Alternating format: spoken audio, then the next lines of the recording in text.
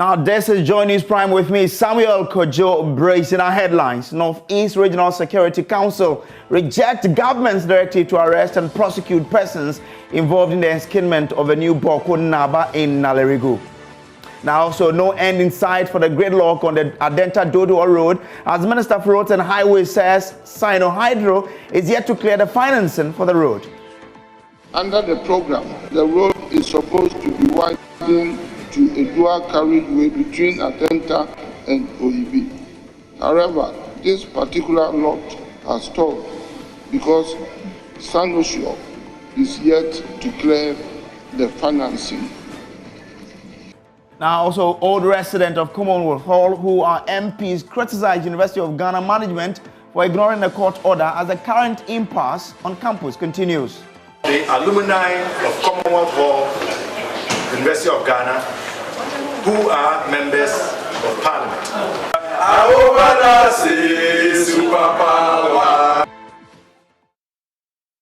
Now, the Northeast Regional Security Council has rejected the government's directive to arrest and prosecute persons involved in the enskinment of a new Boko Naba in Nalerigu.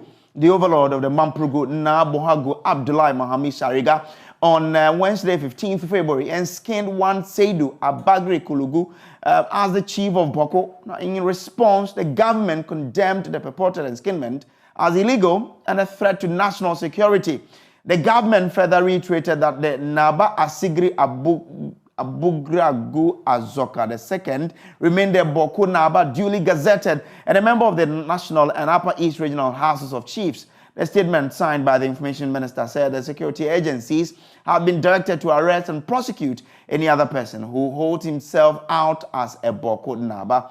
However, the Northeast Regional Minister, Yidana Zakari, has told the Mamprugu overlord in a meeting today that the Regional Security Council has decided not to carry out the government directive to arrest and prosecute those involved in the enskinment. Correspondent Ilyasu Tanko joins me for more on this. Ilyasu, why is the RECSEC going contrary to the government directive?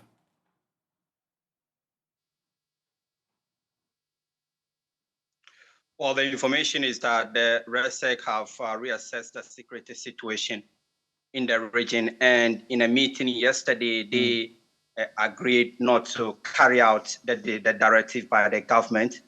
My understanding is that the RECSEC thinks that any arrest would rather exacerbate the security situation, and has decided not to carry out this particular order.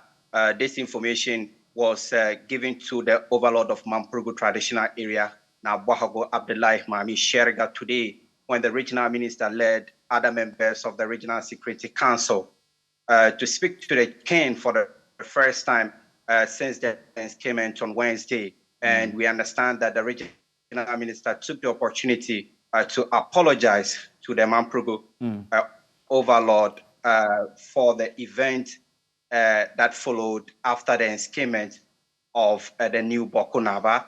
And the regional minister, according to our information, also told the Mamprugu overlord that the Regional Security Council has decided not to carry out the directive given by government, especially the directives to arrest all those and prosecute all those involved in the Wednesday enskinment. And we understand the Mamprugu overlord also told the regional minister to inform the government. Well, we'll get there, but I wanted to understand what reason was given for the RECSEC to decide not to carry out the directive from the government, central government, if I should say. Well, understanding is that after assessing the security situation in the region, they come to a conclusion that any further arrest or any arrest would rather exacerbate the security situation. It will rather be counterproductive, for which reason they have decided not to carry out this particular directive. We are told that the Regional Security Council also said it will ensure that at least this new chief for Boko will not be arrested in the territory of the Northeast region, because that would be very disastrous to the security situation in that particular region. So it was following the assessment of the security situation that the RECSEC came to this particular conclusion yesterday, which they communicated to the overlord today. So after communicating that to him, what was the reaction of the overlord? Well, we understand the overlord indicated that the regional minister should communicate to government to stop meddling in this particular chieftaincy issue. The overlord reaffirmed that he is the overlord of the Mamprogo traditional area, and he has the right to enskin the chief for the Boko traditional area. And we also understand the overlord further appeal to the regional minister to ensure that the new Boko Naba that he has enskin will be sent to Boko to occupy the skin and start his duties as a new chief for the Boko traditional area. All right, grateful to you for the update there. Now, we've been joined on the line by the National Coordinator of ONEP, Albert Yeliang, because ONEP has been monitoring the situation in Boko, and they've made some, observation about what's happening with regards to the number of people who have died and what is at stake if nothing is done. I'm grateful to you, sir, for joining us. Run us through what your observation tells you about the situation in Boko. If you have monitored what is happening in Boko for over the period, and most recently, you would realize that there were some deaths that occurred, and the security agencies were fingered in those instances. Then you also realize that there have been some deaths that have not been related to the engagement with the security agents. Some of them have been synonymous of sniper attacks or targeted attacks, if you would like to describe them so. But those that have been very concerning recently is those deaths that resulted from the presence of the security on the ground. And that is what almost everybody was discussing and trying to find a way of rebuilding some trust between the security deployed on the ground and then also the factions as well as all the civilian population. Until we had the development that occurred in Nalergo. Okay. Now, we understand that already, even before this whole thing started, there were fears of extremists taking advantage of the border towns to infiltrate Ghana. What does your observation take in relation to how extremists could take advantage of what's happening in Boko? If you understand how the violent extremist terrorists operate, usually they find opportunities such as these, ethnic tensions, or social conflict. Then they can determine whether there are weaknesses in such engagement. And probably if the security is really not on top of his job, there is not enough surveillance, then they can infiltrate. But you realize that Boko and all that is very proximate to the happenings in the southernmost part of Burkina Faso. And that we have gathered indicate that over 5,000 people have fled disturbed communities in Burkina Faso into the country. As we speak, the Boko West District Assembly is finding it very difficult to contain the situation and is calling for support from all stakeholders. It is very difficult to have accurate immigration or migration data as far as people who move into the communities are concerned.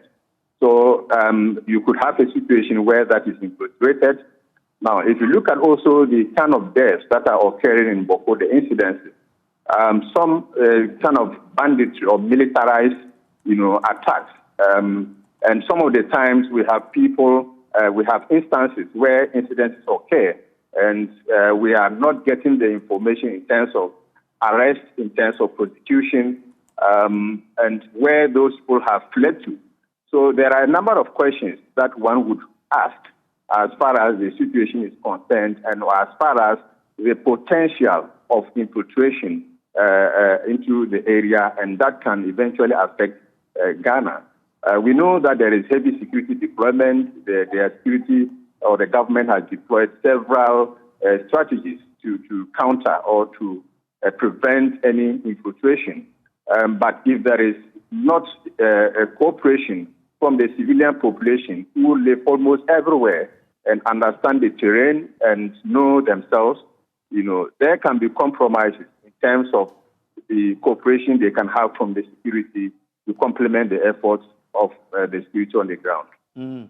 So from your understanding of the situation and from what you observe, what is the best way to deal with this to ensure that we don't open ourselves to, the entry of extremists into the country? I think we need to sustain and indeed increase trust building among the various stakeholders in those areas. In fact, not only for Boko, but the entire northern enclave, and even in inland cities where some of these elements can come in and recuperate and probably return to Burkina, Mali, Niger, and all of those places. So we need to build that cooperation among the various stakeholders, civilian populations, the security agencies on the ground, along the borders. We need to expand the monitoring or say patrol to some of the unmanned communities and borders and routes, because very often if there is that knowledge of security deployment at manned routes, then they would take advantage of using the unapproved routes and then to get in cooperation of everyone, and I would say what we call a whole of community, whole of stakeholder approach. Then we need to also increase awareness of the civilian. Now, the government came out with a strategy, and we say, see something, say something. One key question that we have been asking is, how are the populations really aware so that when they see, what are they supposed to see? And how are they supposed to say it? And who are they supposed to say it to? So a lot of strategies in terms of awareness raising is very important, and it should be a sustainable one. Now, as far as the happenings in Boko is concerned, we need to increase the engagement for the stakeholders to understand that it is not just about the dispute between or among the factions in the area, but that, should there be any infiltration, the question of I am in this tribe or ethnic group would not come, because those who will not discriminate, So I think there is that understanding that should be drummed deep into the populations who are engaged in the dispute. And then increase engagement. There are still avenues for that the parties can explore. Should they be dissatisfied with whatever outcomes that were engaged on at the national level, and now we have a chief who was probably has been probably declared as the chief of Boko. Otherwise, there can be that opportunity for any criminal element to take advantage of the situation. We need to engage much with the youth, who probably might be deceived by elements who are parochial in terms of what they would benefit from some of these happenings, so that they are not deceived to engage in violent actions, then jeopardize their future. Okay. And then the elders, so that we don't have the elders should be aware that they may go off the earth, but then generational enmity may be sown, and that Boko can become a ghost town for a long time, where people would then suffer so many consequences. Okay. Grateful to you for your time. Albert Yeliang is the National Coordinator for the West African Network for Peace Building, WANEP. Now, 3 drivers transporting pepper and tomato from the Boko municipality to Accra have reportedly been shot dead, with several others sustaining injuries after unknown gunmen opened fire on the cargo trucks at a spot 20 kilometers from the conflict-ridden town. Some of the injured are receiving treatment at a Konfanoche Teaching Hospital. Some survivors of the shooting, which occurred on Tuesday, have been showing our news team their bullet-ridden vehicles and recounting their ordeal to Love News. The stunt drivers say they decided to drive out of Boko with their perishable goods after the police refused to grant them escort out of the community. Love FM's Nanabuachi Yadom has more in this report. These cargo vehicles, one driven from the scene of the shooting in Boko to Akomadan and Swame in Kumasi, bear evidence of what took place on Tuesday. Bullet holes on the windscreen, side and rear of vehicles show aggressive spontaneous shooting. Kweku Kao, 44, is driver of this cargo truck parked at a Komadan. He survived the assault but lost his son, 22-year-old Kofi Kao, to the massacre. He narrates how the two of them lay on their side on the floor of the vehicle in an attempt to escape the rain of bullets.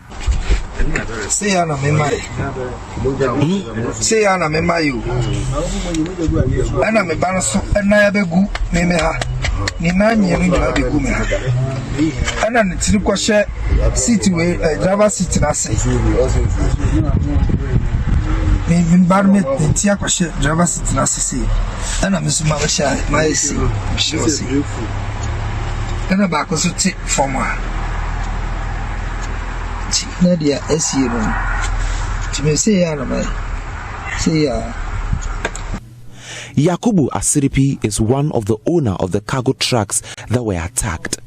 The incident has since got him scared. Cat near 4 ataka 4 no omusaso amoba ayamemeka na dikan tika ana SF baako ana Reno baako ana next Scania ana nanka ya last car enti omoba na driver ninu de we last car ne di top speed ebetwam ato twam wie na aka we mu no ana boys ni patare omukura machine gun ne bi ana omatie siw mo so ana mo bullet kan sa kan mo men kan ko mo bullet mo sa ko pem se driver ni ne gina fa ko se no mo bullet sa ko pem se o mo te se kan mo ye din a obi an kan ho bi mu no ansa na mo ja sa ko ne next car ene so na de odi ka de top speed ko ne on de onya no trim e di mu na je se ata 3 cars no na o nya problem ti esi ye no me de en de ba kam nsem wa ha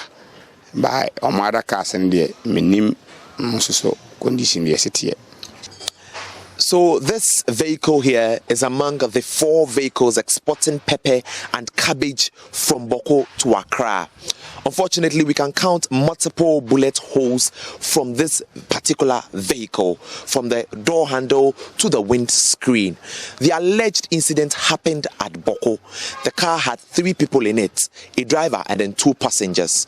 Unfortunately, the driver could not make it, but the 2 other passengers are receiving treatment at the Konfanoche Teaching Hospital.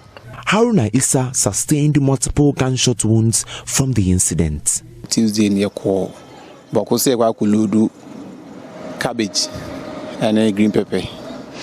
See a call horn, my didn't even say and to our chronoso. And we didn't say few horn was near our home. See a coin a kuludu a lodu a no money in every and I have any do almost just barras on.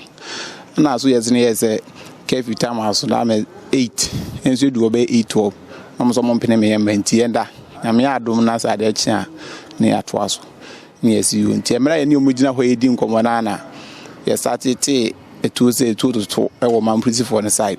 No, besides the Atenes, and I'm since I'm going inside Nianquada.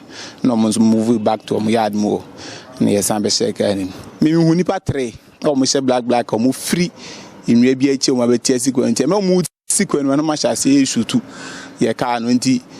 Almost 2 years car now come say that time no yeah minimum started that can we that can mumu 2 years come say can mu ye din na second car no e move ya e hu say light e ba e we mirror no no mu san ja e ho no. So Moses Ademina is a victim of the alleged clash. He has since been admitted at the Konfanoche Accident and Emergency Unit. Doctors say his condition is quite critical, but he's been responding to treatment. For security reasons, we are unable to speak to him. For Joy News, Nana Boachidankwa Yadom reporting. Now, a bipartisan group of members of parliament who were residents of the Commonwealth Hall of the University of Ghana say their surprise management of the school are refusing to comply with a court order. An Accra High Court has barred the university from implementing its residential policy that saw all residents of Commonwealth Hall sacked from the hall.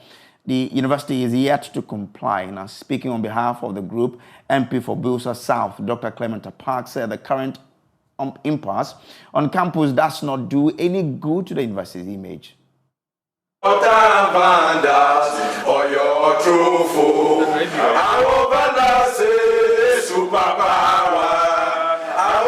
The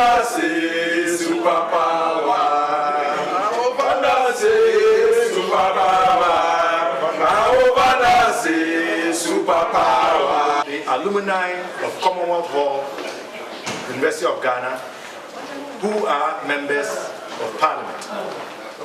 We have the Parliamentary Caucus of the Old Vandals Association. We are aware that the University of Ghana sought to introduce a new policy known as in, out, out, out.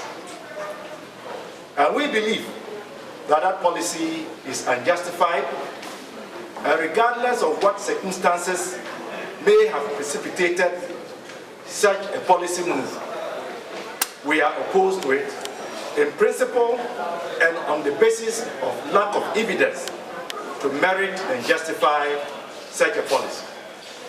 But as law-abiding as we are, and as members of the Old Vandals Association of Ghana, we want to state emphatically that we expect the University of Ghana to respect the recent injunction granted us by the court, and we fail to understand why the preeminent university is failing to respect the law. According to the MPs, they will not rest until all legal avenues open to the hall are exhausted. Dr. Clement Park says they will protect their hall and culture. I promise and assure you that as all Vandals, we seek peace in the resolution of this issue. We are in touch with our hall authorities and younger Vandals, as well as the Old Vandals Association. We would use every single legitimate means available to us to protect our hall, our culture, our tradition, which has served us well and continues to serve us. Now, management of the University of Ghana says some people who join students during rioting turn out not to be members of the university community. According to them, these people move from town to campus just to cause mayhem for their own parochial interest. The university management has been addressing issues concerning new residential policy of the university. There's more in this report. Policeman beating students. What's your problem? That was a scene when some students of Commonwealth Hall of the university clashed with police over what the student claimed as enforcing a High Court ruling. Last Thursday, the High Court, a court of confidence, jurisprudence and jurisdiction, had given an order that the status quo should remain. And that means that people who were residents of Commonwealth or last academic year, continuing students, all of them are to be made to come back. Everybody you see here, you can see their bags. They've been sacked from the UJ hostels because they have not been able to pay. And then our demands were simple. We cannot pay. The court has given an order. Take us back. How is that so difficult? The student could not understand why the university was refusing them the opportunity to reside in the hall. We want to make it emphatic clear today that the stone silent by the university management not to kowtow to the decision of the court is what? Tantamount to perjury. It is tantamount to what? Unlawfulness. And we want to let them know that we, the descendants of Father Bakus, can never be intimidated. But Professor Gordon Awandari, the Provice Chancellor in charge of student affairs, disagrees with their position. Because you know that even if a court says that you should go or you should go back to Commonwealth, all the students know the process by which you get a room. It is not for you to get up and go to the hall and push your way through and say you are going to take over the hall. Which other student occupies their room in that manner? It's not your duty to enforce a court order. According to him, 1/3 of the 18 people who were arrested due to the recent clash are not students of the university after all. This clash this mob action that they did this week, about 1/3 of the people, we can't find them in our student records. So either they gave wrong names to the police, or they are not students. They are not in the records. But they said they were coming home. They were coming to take their beds. Which beds? The university believes the new residence policy of in, out, out, out is the panacea to these numerous clashes. Dr. Abna Enimwa Yeboah Benning is a member of the university's communications team. In the first instance is, as you say, to help reduce the clashes that increasingly were occurring between Commonwealth and Mensa Saba Hall, and that were also increasingly becoming a bit more violent than we think peace and security can afford on the university campus. Former SRC President Prince Asumadu wants students to remain calm and allow peace to prevail on campus. Where we are, this is the nation's premier university. People have lost their scholarship based on this unnecessary fights that happen on campus. So we need to, come together as one people, as the citadel of knowledge, University of Ghana. A lot of giants have passed through the gates of University of Ghana, and we cannot continue to always disgrace ourselves out there in the media and the public space. It is yet to be seen whether the new policy of the university will indeed help curtail the number of times students clash on campus. But before that happens, for now, the university is just calm as usual. From the University of Ghana campus, Samuel Kojo Brace for Joy News. Now, the Vice Chancellor of the University of Ghana, Professor Nana Abba Appiah-Amfor, says the university's management has had to take tough decisions regarding accommodation on campus just so they can protect the freshers who are the most vulnerable. 18 people were apprehended by the police this week after they stormed the university's campus protesting management silence on the school's accommodation crisis. Vice Chancellor of the university, in a yet-to-be-aired interview on PM Personality Profile, indicated the university recognizes the difficulty with accommodation and is working around the clock to resolve the matter. As a university, we need to prioritize our most vulnerable students, and these are our freshers. The university has grown in student numbers over the years. Definitely. And it's just a peculiar situation with our campuses here that we are largely residential. I mean, all over the world, the universities, you don't get every university student living on campuses, even for those campuses that are partly residential in nature.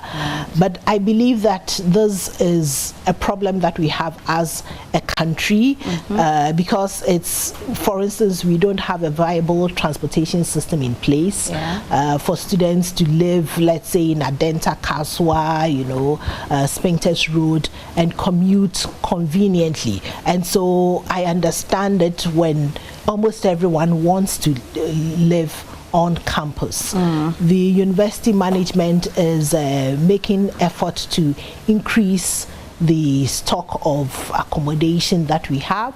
There's a hostel ongoing just behind Jean Aka Hostel, and we are working extremely hard to ensure that come next academic year that is on board. The full interview is at 9 p.m. on the Joy News channel. Do make a date. Now, from Accra, let's take you to Kumasi, where a second-year industrial arts student of the Kwame Nkrumah University of Science and Technology has fallen from the 4th floor of Ultimate Hostel. Love News is unable to confirm if the student has died. Information available indicates the young man attempted entering a colleague's room from another room through the balcony. It is believed that he slipped in the process and fell. Nana Ajima has been following the story and joins us with more. Nana, grateful for the following up on the story. What more can you report on this very development? So, Samuel, we've been able to pay a visit to the hostel itself, the Ultimate Hostel at Bomso. It's one of the hostels that have been accredited by the Kwame Nkrumah University of Science and Technology and have been received. Now, the information that we have so far established that the student was trying to get access to a different room, that's a colleague's room. So he used the balcony. Unfortunately, he slipped off and fell, and he was in critical condition upon landing. And according to the people, the eyewitnesses, when he was being transported to the hospital, dead yet.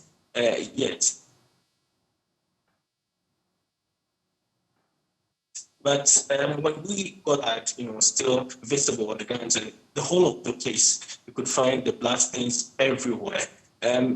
According to these students, it took them about 20 minutes before they were able to get.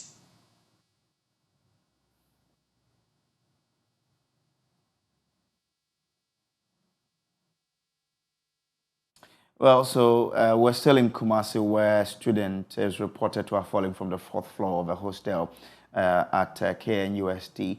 This is a practice where many of the university students call scaling. So he tried to enter a colleague's room through the balcony, and he unfortunately fell from the 4th floor. Nana Ajuma has joined us back on phone now. Nana, so you were giving us background to what you saw on there. You reached a point where you said you could see blood all over the place.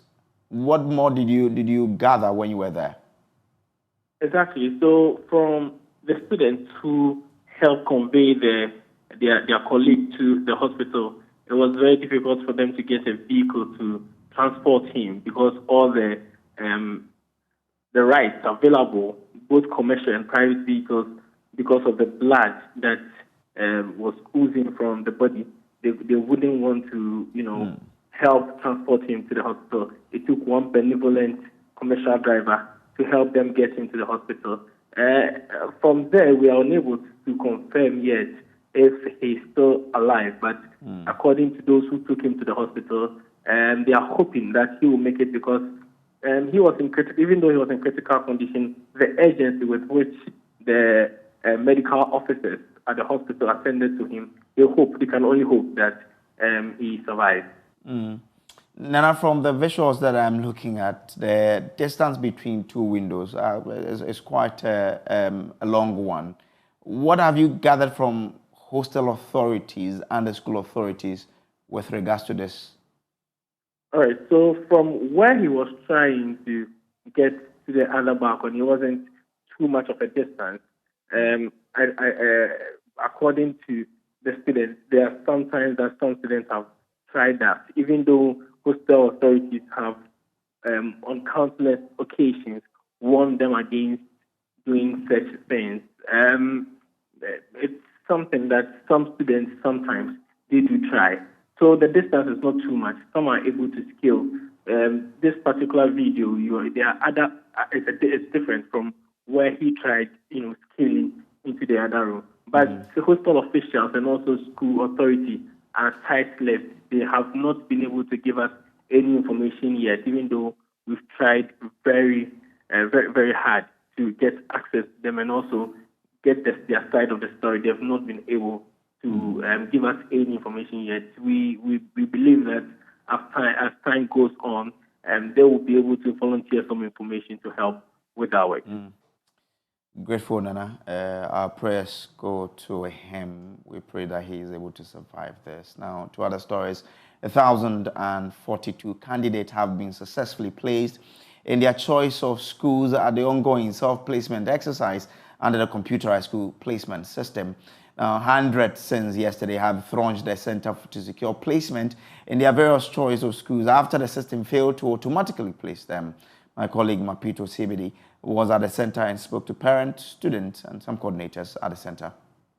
Frustrated students and frustrated parents at the Nut Hall for school placement. Here are some of the problems the parents and wards came with. I wanted boarding, but I was given a day, so I only came to change it. St. Francis. Order. I want to change the school for my son because the school, I'm not around Accra here. Okay. I'm staying at Sum, Krabua, Kota. Which school did you get and which school do you want to change? I get at Kaneshi. Yes, but it's a day. but I'm not around here, so I want to come and change it. So which school do you want? Okay, the school I want to do, my son will tell you, because me, I want boarding school, maybe a pre-sec or Kojo Sectech. That's one there. If I get the boarding, I'll And then which course does you want to study? What course? General Arts. General Arts. All right. And then what aggregates? You get 20. 20, okay. My word was not placed at all. Your word was not placed at all? Yes. Okay. So where would you like her to be placed? Pardon? So which school are you looking at? What are your first 3 choices? With the aggregate he got, I'm yet choosing the grade C schools. Okay. Yes, so that's the only thing. There's no problem. Yes. Okay. So is that we've been given the information on what to do with each person's challenge. So I think it's fine. This time around it's fine. Yes, please. Okay. So what schools are in the grade C? There are a lot. Okay. So what are your first 3 choices? With a grade C, I'm now choosing. Yes, please. You don't even have one on the top of your head? I've just chosen them, Kojo Agri Senior. Okay, and where is that? That's, I think, Cape Coast. Okay, so you want boarding or day? Boarding. Yes. My daughter didn't get school. She didn't get placement at all. She said she wants to go to Eastern region. She wants school from the Eastern region. Yeah, so we are hoping she'll get it. Which schools in the Eastern region? We have Manfi Girls, yeah, and we have Enum Presby, yeah, and we have Mampom Presby, yeah. So we are hoping she'll get one of it. And what grade did she get? Her grade, it wasn't all that good, but we are hoping for the best. Yes, so watching Joy News Prime. We'll take a quick break. We'll be back with more stories. Stay with us.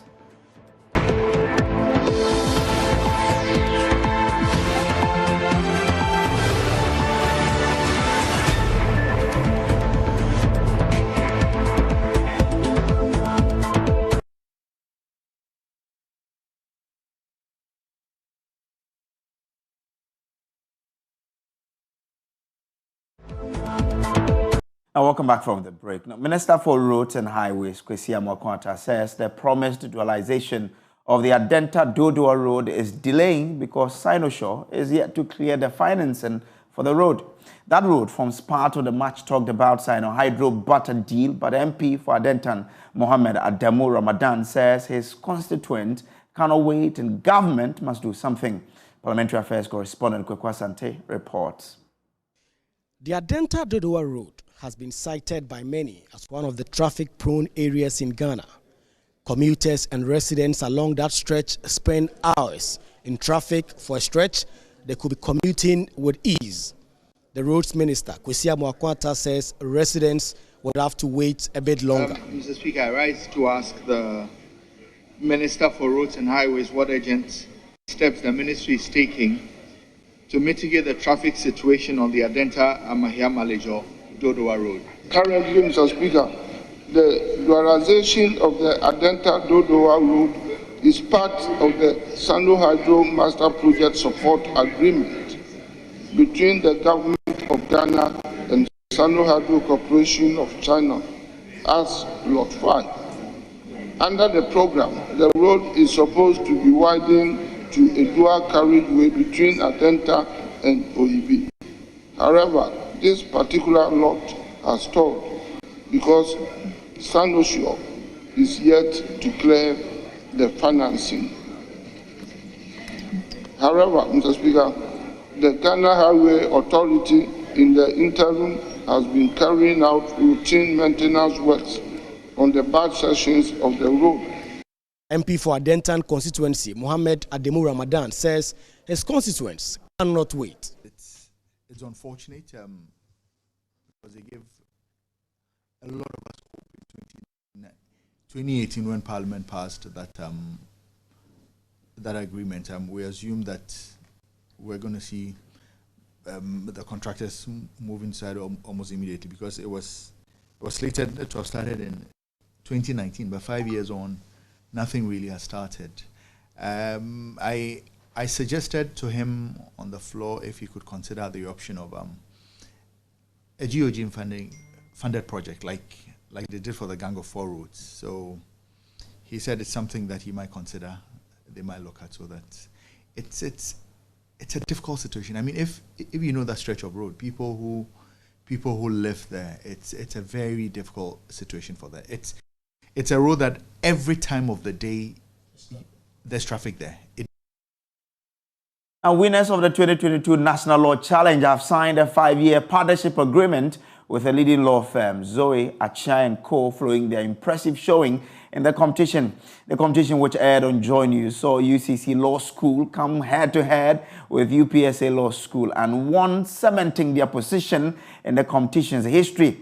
Kwekwa Sante has more in the following report. And the competition's 3-year history, the UCC Law School have won the competition twice and came second in the first edition. Following this impressive record in the competition, a leading Ghanaian law firm, Zoe, Achia & Co., has signed a 5-year agreement with the school. Head of Chambers and MP for Ebuako South, Samuel Atachia, detailed the reason for the partnership. But I truly appreciate this partnership. I truly appreciate this partnership. And I also take time to bond with the lecturers who are forming the future generation of lawyers. We need to keep a bond, and we could also exchange ideas. And some of the problems that you might want to encounter in this sacred duty of producing lawyers, if you share them with us, we will proffer some solutions, and this partnership will be strong. Dean of UCC Law School, Julia Selman Aite, lauded her students for the brilliant performance in the competition.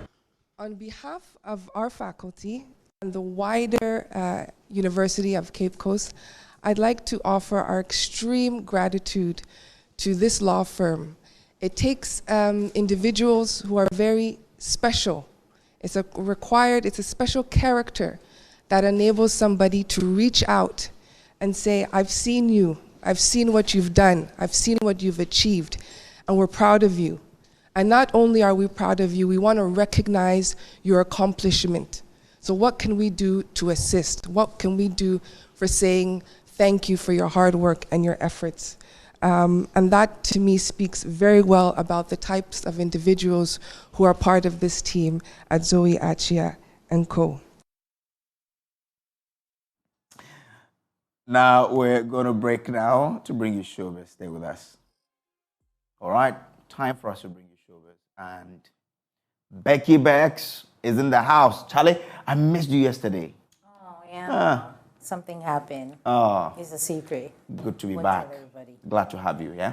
Thank you so much. Let's talk about Diana Hamilton. Of course, she has a show this weekend. And ahead of the event, she paid a courtesy call on the Works and Housing Minister ahead of the concert in Accra and also in Kumasi. So the minister pledges his support for the musician and also commended her on her achievements in the industry and the social impacts her ministry has had on the people of his constituency and the country. So this was earlier today at the Housing Ministry. You know that he's also MP for Bantama. Yeah, Bantama, yes. And the event is happening at Bantama. In Kumasi. And so it's just right that, you know, they pay a courtesy call on the Francis MP. Asenso Boache. Yeah, that's his name. Yes. So let's move away from that. Let's talk about Keche. Keche was on Prime Morning this morning, and they've been talking about the new video that they've released for their hit song, Something Must Happen. Yeah, very expensive. That should be an expensive video. Yeah, so 15,000K camera for 2 days. Yeah, which is the reason why you should go and watch the video. Stream the video. You see, I always say that Ghanaians, we are 30 million people. Let's assume 10 million people are on YouTube. Yeah. Let all of us watch the videos of Ghanaians. We're making them rich. Yeah, 10 million. Watch everybody. Watch my video, I'll watch yours. You watch, yeah. I mean, 10 million. You know how much money we can give to Ghanaians? Yeah. So let's go and watch Keche and help them pay for their video. Great, thank you so much. But they also, in the same interview, they've been talking about Castro. Joshua doesn't believe that Castro is dead. But also they spoke about Castro's impact on the music. Yeah, let's move away from Keche. Let's talk about all the events that you should attend this weekend. Actually, we have 2 events. We have Ochiame Kwame with the Love Lockdown. It's happening at the +233 Jazz Bar. You should go out there. It's all about love. You can go with your loved one. For those of you who don't have loved ones, you can still go. I mean, like, Brace, you can, we can still go for that. We have Andy Dusty there. Miss V is performing. Sina Soul is performing. Beautiful. Yeah, is performing. You know, you should just, you know, go there and have fun. I will be there, hopefully, with my lover. I'm smiling because, you know. But another event that you can attend, which I will be there, it's the Experience with Diana Hamilton is happening at the Perez Dome. Come with your family this time. You can come with your family. You can come with your lover. You can come with your friends. You can come with your pastor. It's happening. It starts at 5 p.m. Gates will open at 5 p.m. At the Perez Dome. It's on Sunday. Joe Metal is performing. Ohima Mercy is performing.